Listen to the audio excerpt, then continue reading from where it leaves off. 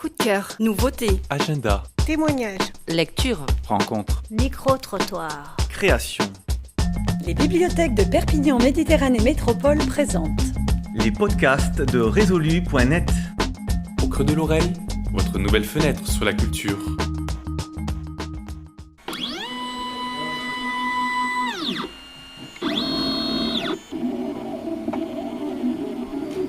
Que se passe-t-il aujourd'hui à la bibliothèque Bernard Niccolò à Perpignan ?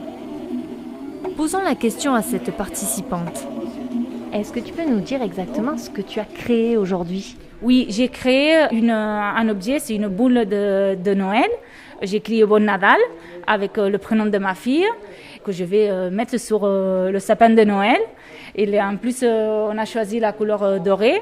Elle est magnifique. Et après aussi la même, mais en rouge. J'ai créé 2 boules de Noël. Voilà, donc là on est sur la création. Voilà, donc on a fait les créations.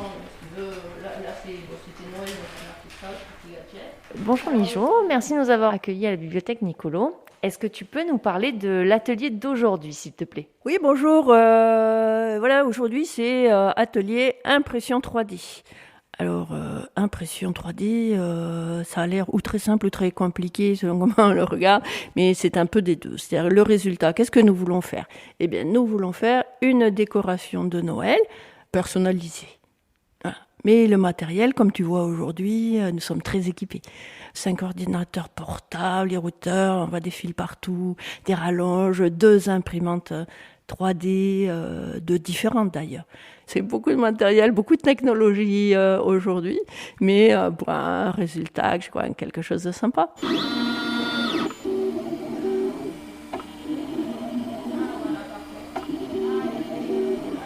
L'impression 3D, suivant les matériaux, peut servir à énormément de choses, puisque même maintenant, il y a eu la construction d'une maison en 3D.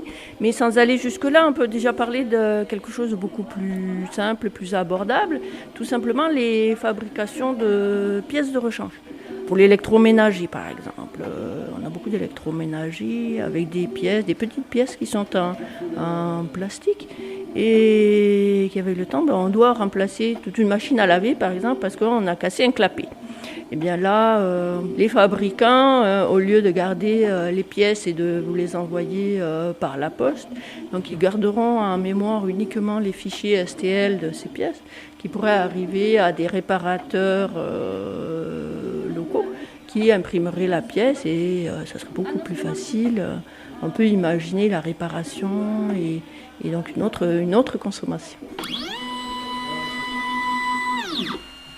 Si vous aussi vous avez envie de découvrir l'impression 3D, de créer ou reproduire des objets, je vous invite à découvrir les actualités des bibliothèques du réseau de Perpignan Méditerranée Métropole.